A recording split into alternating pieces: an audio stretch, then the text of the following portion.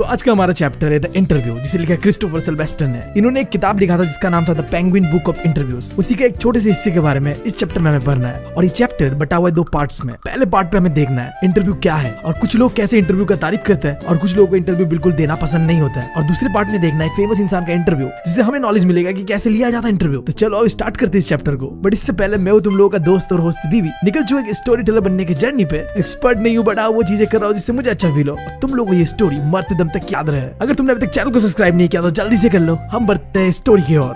अब ऑथर हमारा स्टोरी का शुरुआत ये कहते हुए करता है कि इंटरव्यू का शुरुआत हुआ आज से 130 इयर्स पहले, और तब से लेके आज तक इंटरव्यू को बहुत ही कॉमनली यूज किया जाता है जर्नलिज्म में। और सिंपली इंटरव्यू का मतलब होता है सवाल जवाब करना। इंटरव्यू के दौरान जो इंसान सवाल पूछता है उसे कहता है इंटरव्यूअर। तुम ऐसे भी कह सकते हो कि वो एक होस्ट है जो इंटरव्यू करा रहा है, और जो इंसान इंटरव्यू देने आता है यानी कि उस इंटरव्यू का गेस्ट, उसे कहता है इंटरव्यूई। अब ये थोड़े टेक्निकल टर्म्स था, हो सके तो याद रख लेना। Back to the story. अब ऑथर बताते हैं हमें कि आज के समय ना अगर कोई भी इंसान जो पढ़ा लिखा है उसने कहीं ना कहीं इंटरव्यू के बारे में पढ़ा होगा या सुना होगा। और पता नहीं कितने हजारों सेलिब्रिटीज ने जब से इन्वेंशन हुआ है इंटरव्यू का, तब से वो लोग इंटरव्यू देते हुए आ रहे हैं। आज के समय इंटरव्यू इतना कॉमन हो चुका है कि तुम्हें हर जगह देखने मिलता है, न्यूज़पेपर में, मैगजीन्स में, टीवी में, इंटरनेट पे। तो लोगों का जो ओपिनियन है इंटरव्यू को लेके वो भी अलग अलग रहता है। लाइक कुछ लोग है जो कहते हैं कि इंटरव्यू ना एक आर्ट है, एक आर्ट जो कि एक इंसान के अंदर का जो सच्चाई है ना उसे बाहर निकाल सकता है। अगर इंटरव्यू बहुत डीप लेवल पे होता है तब इंटरव्यू की मदद से तुम सामने वाले इंसान जो इंटरव्यू दे रहे हैं ना उसका थॉट क्या है, उसके दिल में क्या छुपा हुआ है, वो सारी चीजें तुम उससे बाहर निकाल सकते हो। बट इस चैप्टर में ऑथर इंटरव्यू की अच्छाई से ज्यादा बुराई के बारे में बात करता है। वो कई सारे सेलिब्रिटीज के बारे में बताता है जो नफरत करते थे इंटरव्यू से, क्योंकि उन सेलिब्रिटीज को लगता था कि इंटरव्यू की वजह से उनका जो प्राइवेसी है ना उसका RIP इन पीस हो गया है। ये सेलिब्रिटीज इंटरव्यू के बारे में ऐसा व्यू पॉइंट रखते थे कि अगर कभी उनका इंटरव्यू ले लिया गया ना तो ये बेचारे विक्टिम है भाई साहब, इनके साथ बहुत गलत हुआ है। लाइक वो ये तक कहते थे कि जैसे पुराने कल्चर्स में ऐसा माना जाता है कि अगर कोई इंसान किसी का फोटो खींचता है ना तो जिस इंसान का फोटो खींचा गया है ना उसका सोल को उस फोटोग्राफर ने चोरी कर लिया है। एग्जैक्टली वैसे जब इंटरव्यूअर किसी का इंटरव्यू लेता है ना तो उसका जो कैरेक्टर है ना उसे चुरा लेता है, वो खत्म कर देता है। भाई साहब क्या लॉजिक था इस बात का, मुझे समझ नहीं आ रहा। बट अगर इसमें थोड़ी भी सच्चाई है ना तो मैं अभी कैमरा लेके जा रहा हूँ अपने क्रश के पास, अभी खींचता उसका एक फोटो और चुरा लेता उसका सोल को यार, और बना लेता उसे मेरा सोल मेट। क्या कहते हो? खैर बकवास नहीं करता है। Back to the story. अब आगे स्टोरी में ऑथर बताते हैं कुछ फेमस राइटर्स के बारे में जो इंटरव्यू के खिलाफ पे थे बिल्कुल। जैसे कि VS नाइपॉल एक फेमस राइटर था जिनका मानना था कि इंटरव्यू ना लोगों को इमोशनली हर्ट करता है। जब कोई इंसान इंटरव्यू देता है तो उसे मजबूर किया जाता है उसके प्राइवेट थॉट्स को बताने के लिए, और जब वो ऐसा मजबूरी में करता है तो उसे ऐसा फील होता है कि उसने अपने आप का कोई हिस्सा को खो दिया वो इंटरव्यू देने के बाद। ऐसे हमारे दूसरे राइटर लुइस कैरोल जो कि क्रिएटर थे एलिस इन द वंडरलैंड का, वो कहते थे कि अगर उनसे कोई इंटरव्यू लेने आता है ना तो उसे देख के डर जाते थे। वो कभी किसी को इंटरव्यू नहीं देते थे। वो सोचते थे कि अगर वो इंटरव्यू देंगे किसी को तो बहुत ज्यादा पॉपुलर हो जाएंगे और उन्हें अटेंशन नहीं चाहिए था भाई साहब। अंदर से इंट्रोवर्ट होगा बंदा, तो इसीलिए वो हमेशा ऐसे लोगों को दूर कर देते हैं अपने आप से जो उनका इंटरव्यू लेने आते हैं, उनसे ऑटोग्राफ मांगने आते हैं। और बाद में जाके ये कहानियां वो दूसरों को सुनाते भी है कि कैसे कोई आया था मेरे पास इंटरव्यू लेने, ऑटोग्राफ लेने, बट मैंने दिया नहीं।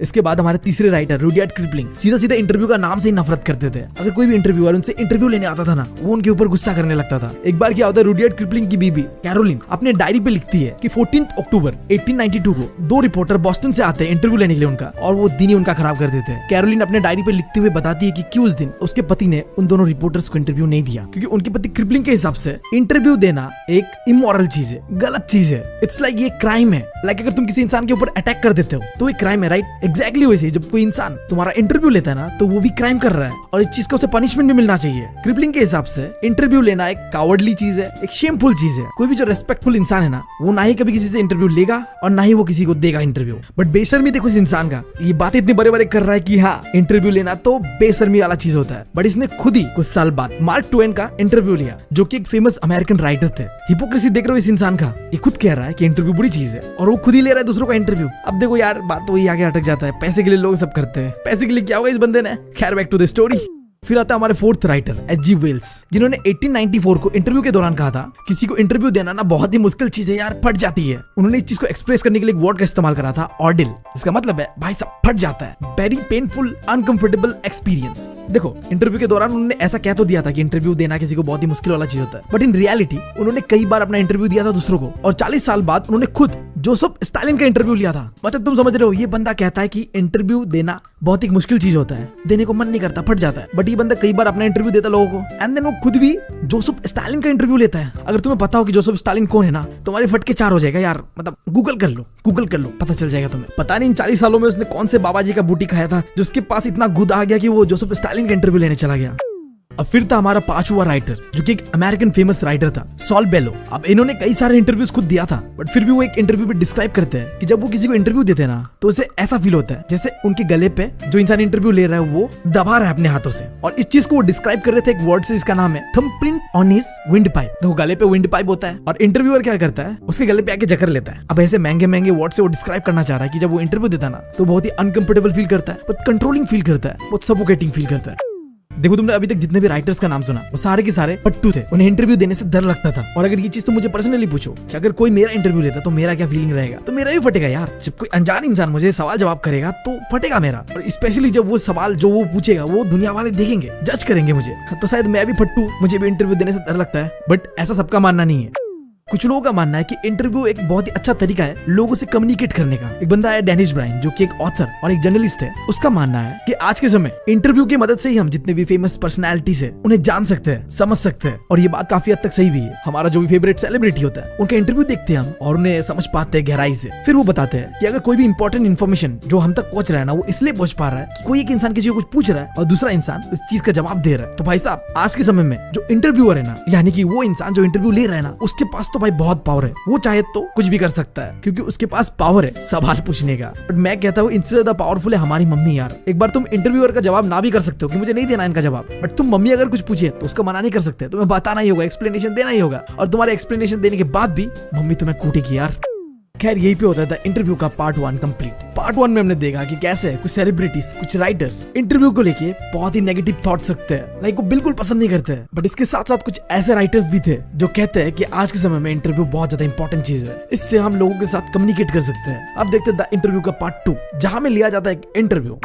अब हमारे इंडिया के लॉन्डियो को ना इटालियन मैन बहुत पसंद है, तो चलो आओ बात करते हैं ऐसे इटालियन मैन का जिसके चैप्टर में इंटरव्यू लिया जा रहा है। अम्बर्तो इको, एक इटालियन मैन, बट कोई गैंगस्टर नहीं है ये है एक यूनिवर्सिटी में पढ़ाने वाला प्रोफेसर। अगर ये सुनकर लॉन्डियो को थोड़ा दुख लगा तो सॉरी यार। अब अम्बर्तो इको ना एक स्कॉलर है। अब स्कॉलर बोले तो ऐसा इंसान जो बहुत ज्यादा ज्ञान देता है, उसके पास ज्ञान का भंडार है भाई साहब। जैसे कि हमारे एल्बर्ट आइंस्टाइन भी एक स्कॉलर थे। पता है तुम्हारे पास वो कितने जीनियस थे। और इसके साथ साथ मेरा बेस्ट फ्रेंड भी बहुत ज्यादा ज्ञान देता है यार मुझे, वो भी आगे जाके स्कॉलर ही बनेगा। तो ऐसे अम्बर्तो इको भी एक स्कॉलर था। उसके पास अच्छा खासा नॉलेज था सेमियोटिक्स का। अब सेमियोटिक्स बोले तो सिंबल्स का स्टडी करने को कहते हैं। इसके अलावा अम्बर्तो इको को अच्छा खासा आइडिया था लिटरेचर के बारे में, मिडिवल एस्थेटिक्स के बारे में। उन्होंने लिटरेचर के फील्ड पे ढेर सारे एकेडमिक्स बुक्स लिखा, एसेस लिखा, चिल्ड्रन बुक्स को लिखा और न्यूज आर्टिकल्स को लिखा। इन सबको करने के बाद जब उनका मन भर जाता है स्कॉलर वाले काम से, मतलब ज्ञान देने वाले काम से, तब वो लिखना शुरू करते हैं फ्रिक्शनल स्टोरीज। 1980 पे वो एक किताब लिखते हैं जिसका नाम था the name of A roast. अब ये किताब पूरे अमेरिका में बहुत फेमस होता है। लगभग उनकी किताब का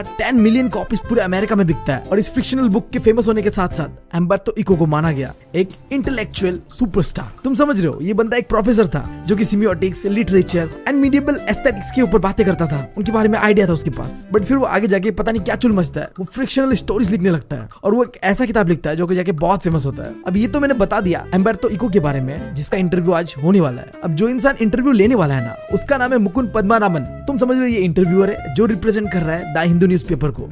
खैर, अब आगे स्टोरी में इंटरव्यू स्टार्ट होता है। मुकुंद अम्बर्तो इको को कहता है कि एक इंग्लिश नॉवलिस्ट है डेविड लॉ, वो आपके बारे में कहता है कि उसे समझ नहीं आ रहा कि कैसे एक इंसान इतनी सारी चीजें कर सकता है जैसे आप कर लेते हो। जिसके जवाब में अम्बर्तो इको कहता है कि आपको शायद मुझे देख के लग रहा हो कि मैं बहुत सारे काम करता हूँ, बट ऐसा नहीं है, मैं एक ही काम को बार बार करते रहता हूँ। तो मुकुंद पूछता है वो क्या चीज है जो आप बार बार करते हो। तो अम्बर्तो इको कहता है इसे एक्सप्लेन करना तो थोड़ा डिफिकल्ट होगा। अम्बर्तो इको कहता है कि उसकी कुछ फिलोसॉफिकल इंटरेस्ट है। अब फिलोसॉफिकल इंटरेस्ट बोले तो जब कोई इंसान गहरी सोच पे खो जाता है, गहरी बातें करने लगता है अपने बारे में, लाइफ के बारे में, लाइक सिंपली जब तुम्हारे अंदर पे क्यूरियोसिटी होता है किसी भी चीज को जानने का और उसके ऊपर सवाल जवाब करने का, तो उसी को कहते हैं फिलोसॉफिकल इंटरेस्ट। तो वो अपने इस फिलोसॉफिकल इंटरेस्ट को अपने एकेडमिक वर्क्स पे डाल देता है, नॉवेल्स पे डाल देता है, जब बच्चों के लिए कोई किताब लिखता है वहां भी डाल देता है। मतलब इन सब चीजों से वो अपना क्यूरियोसिटी को बनाए रखता है। और तुम लॉन्डो को भी यार अपना क्यूरियोसिटी ऐसे बनाए रखना है, अपने फिलोसॉफिकल इंटरेस्ट को ढूंढना है कि तुम्हें क्या पसंद है और उसके ऊपर सवाल जवाब करने लगो, जिंदगी में बहुत आगे जाओगे। बट फिर वो आगे बताते हैं कि इस फिलोसॉफिकल इंटरेस्ट के अलावा उनका एक सीक्रेट भी है।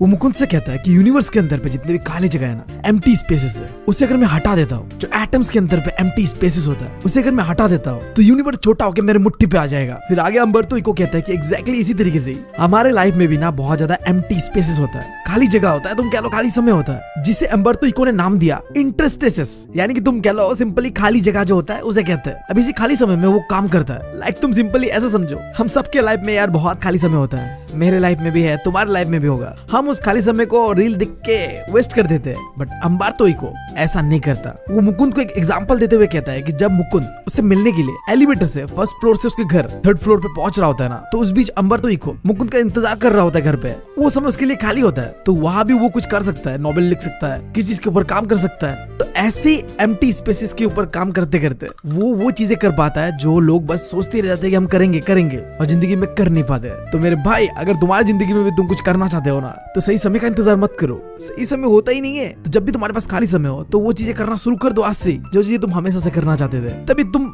लोगों से अलग हो पाओगे, तुम अंबार्तो इको की तरह वो चीजें कर पाओगे जो चीजें बस लोग करने का सोचते हैं जिंदगी में बट कर नहीं पाते।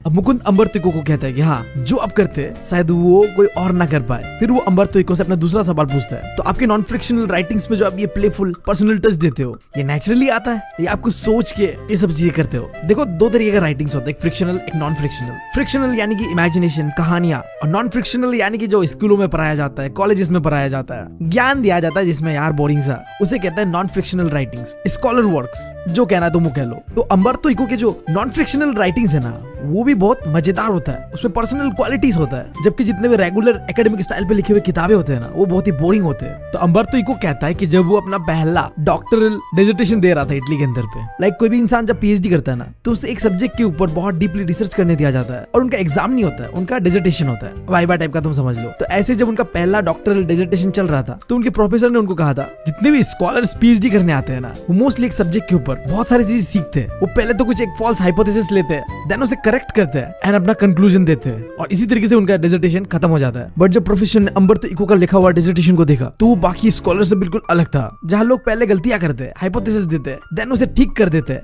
एंड आखिर में कंक्लूजन देते हैं, और वहीं पे अंबार्तो इको ने अपने डॉक्टरल डिसर्टेशन में जिस टॉपिक के ऊपर उसने रिसर्च करा था ना, उसके ऊपर वो कहानी की तरह उस डिसर्टेशन को प्रेजेंट करता है, जहाँ उसने अपने ट्रायल्स के बारे में, अपने एरर्स के बारे में सारी चीजें कहानी के जैसा बताया। प्रोफेसर को वो डिसर्टेशन इतना पसंद आया कि उसे इसे बुक की तरह पब्लिश तक करा दिया। अब उसी पॉइंट से जब वो 22 के थे सिर्फ, और उनके प्रोफेसर ने बताया था कि भाई साहब, तुम क्या बढ़िया डिसर्टेशन लिखे हो, कहानी बनाते हो, मजा आ गया। तब से वो समझते हैं कि जितने भी स्कॉलरली बुक होते हैं, वहां में लिखने का तरीका क्या है, कहानियों की तरह अपने रिसर्च को बताओ। इसलिए वो कहते हैं कि जब भी वो कोई ऐसे लिखते हैं ना, तो वो भी नेरेटिव स्टाइल में होता है, लाइक वो नेरेट कर रहे होते हैं कहानियों की तरह, उस ऐसे को लिख रहे होते हैं, प्रेजेंट कर रहे होते हैं। और शायद इसीलिए वो आगे जाके जब वो एज ऑफ 50 होते हैं, तो वो नॉवेल्स भी लिखना शुरू कर देते हैं। अब बताओ, जब बंदा पीएचडी करते हुए डिसर्टेशन में कहानियों की तरह लिख रहा है अपने रिसर्च को, तो उसे कहानियां लिखने में क्या दिक्कत है, उसे नॉवेल्स लिखने में क्या दिक्कत है? तो आई होप तुम्हें मुकुंद के सवालों का जवाब मिल गया होगा कि कैसे अंबार्तो इको नॉन फ्रिक्शनल राइटिंग्स में भी पर्सनल टच देते हैं। जब वो 22 के थे और पीएचडी कर रहे होते हैं, तो उनके प्रोफेसर ने उनसे ये बात कहा था कि तुम्हारा जो रिसर्च है ना, उसे तुम कहानियों की तरह लिखते हो,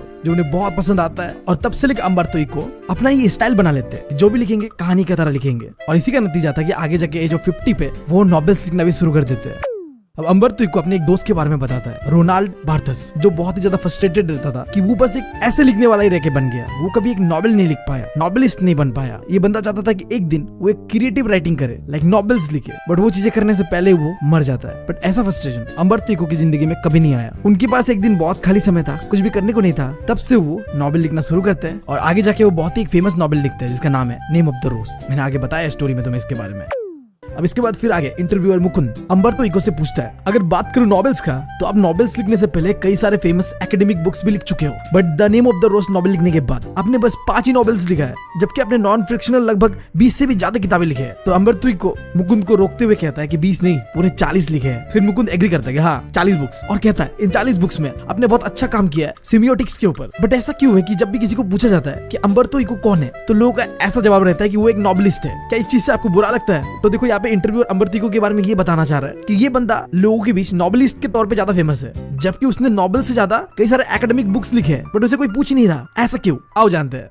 तो अंबार्तो इको जवाब में कहते हैं कि हाँ, उन्हें बुरा लगता है जब लोग उन्हें बस नॉवेलिस्ट के नाम से ही जानते हैं। वो अपने आप को कहते हैं कि वो तो बस एक यूनिवर्सिटी प्रोफेसर है जो कि बस संडे पे ही नॉवेल्स लिखते हैं, और ये कोई मजाक नहीं है। और आगे वो ये भी कहते हैं कि उन्हें अच्छा लगता है एकेडमिक कॉन्फ्रेंसेस पर पार्टिसिपेट करना। वो कभी भी किसी मीटिंग पे नहीं गए जहाँ ऑथर्स और राइटर्स जाते हैं। लाइक समझ रहे हो, बंदा कह रहा है कि वो एक प्रोफेसर है भाई साहब, जो पढ़ाई लिखाई वाली चीज है वो अपने आप को उसी से ज्यादा एसोसिएट करते हुए देखता है, इसीलिए वो एकेडमिक कॉन्फ्रेंसेस पे पार्टिसिपेट करता है जाके। बट वो कभी भी ऐसे मीटिंग्स को अटेंड नहीं करता जहाँ राइटर्स लोग आते हैं, इकट्ठा बातें करते हैं।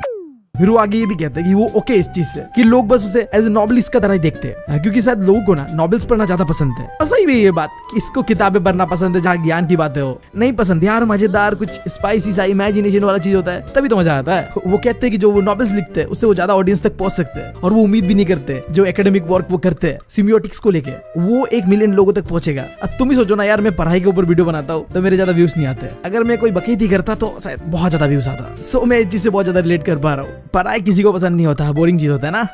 फिर अब आगे मुकुंद अपना दूसरा सवाल पूछता है, ये जो नॉवल है द नेम ऑफ ए रोज, ये एक बहुत सीरियस नॉवल है जहाँ स्टोरी जो है बहुत ज्यादा मिस्ट्री से भरा हुआ है, बट इसके अंदर भी कैसे आपने metaphors, theology and medieval history को डाल दिया। क्या आपको इस नॉवल को लिखते वक्त अजीब नहीं लगा कि इतने डिफिकल्ट चीज में एक नॉवल के अंदर डाल रहा हूँ? हालांकि आपके नॉवल को कई लोगों ने पसंद किया, तो अमृता इको कहते हैं कि उन्हें कभी इस चीज का कंफ्यूजन नहीं हुआ। हाँ, बट कंफ्यूजन होता है जर्नलिस्ट को और पब्लिशर को, क्योंकि वो लोग मानते हैं कि लोगों को आसान चीज पढ़ने में ज्यादा मजा आता है। अगर हम नॉवेल्स के अंदर पे ऐसे डिफिकल्ट चीजें डाल देंगे ना तो लोगों को पढ़ने में मजा नहीं आएगा। फिर वो आगे कहते हैं कि दुनिया के अंदर पे 6 बिलियन लोग हैं और उनका जो नॉवल है द नेम ऑफ द रोज वो बस 10 से 15 मिलियन ही बिका है, जिसका मतलब है उनका किताब बहुत कम लोगों ने पढ़ा है। बट जिन्होंने भी पढ़ा है शायद उन्हें आसान चीजें पढ़ना पसंद नहीं है, या फिर है भी तो कभी कभी मुश्किल चीजें भी पढ़ना पसंद है। सही बात है यार, कभी कभी यार चैलेंजेस जिंदगी में जरूरी होता है। फिर वो अपना एग्जांपल देते हैं कि रात के 9 बजे को ना वो खाना खाने के बाद जब भी टीवी देखने जाते हैं तो वो 2 शो देखते हैं, मियामी वाइब्स या इमरजेंसी रूम, और वो इन दोनों शो को देख के बहुत एंजॉय भी करते हैं। बट ऐसा नहीं कि ये शो वो पूरे दिन देखना चाहते हैं, बस सोने से पहले एक बार देख लिया, मजा आ गया। तुम समझ रहे हो अमृता को क्या बताने की कोशिश कर रहा है? हाँ, हो सकता है कि लोगों को आसान चीजें पढ़ना ज्यादा पसंद है, बट कभी कभी लोगों को ऐसी किताबें भी पढ़ना पसंद है जिसमें चैलेंजेस होता है, जैसे कि उनका किताब था। इसलिए शायद उनका किताब ज्यादा नहीं बिका है, बट जितना भी बिका है वो उन लोगों ने खरीदा है, उन लोगों ने पढ़ा है जिन्हें चैलेंजेस पसंद था। फिर मुकुंद कहता है, आपकी किताब के अंदर पे आपने मिडिवल हिस्ट्री के बारे में बहुत मेंशन करा, क्या ये एक रीजन है आपकी किताब की सक्सेस के पीछे का? अब इसके जवाब पे अमृता को कहते हैं कि हाँ, हो सकता है कि मिडिवल हिस्ट्री को मेंशन करने की वजह से मेरा नॉवल थोड़ा सक्सेसफुल हुआ हो। बट वो एक दूसरा स्टोरी भी बताते हैं। उनके अमेरिकन पब्लिशर को अमृता की किताब बहुत पसंद आया था, बट वो कहती है कि इस नॉवल का 3000 से ज्यादा कॉपीज अमेरिका के अंदर में नहीं बिकेगा। इसका पीछे का रीजन वो ये बताते हैं कि जो मिडिवल हिस्ट्री के बारे में अमेरिकन को ज्यादा पता नहीं है। लाइक स्टोरी के अंदर पे कैथेड्रल चर्च के बारे में, लैटिन लैंग्वेज के बारे में बहुत मेंशन था। सो वो अमृता को उस नॉवल का बस 3000 कॉपीज का ही पैसा देते हैं। बट तुम्हें पता है आगे जाके पूरे अमेरिका के अंदर पे लगभग 2 से 3 मिलियन कॉपीज बिकता है इस नॉवल का। फिर वो कहते हैं कि इस बुक के सक्सेस के पीछे का राज शायद एक मिस्ट्री है, कोई प्रिडिक्ट नहीं कर सकता कि क्यों ये बुक एग्जैक्टली सक्सेसफुल हुआ होगा। वो कहते हैं कि कभी कभी वो सोचते हैं अगर उन्होंने ये किताब नेम ऑफ द रोज आज से 10 साल पहले लिखा होता या 10 साल बाद लिखा होता तो शायद वो इतना सक्सेसफुल नहीं होता। तो ये बात किसी को नहीं पता कि ये नॉवल क्यों इतना फेमस हुआ। ये एक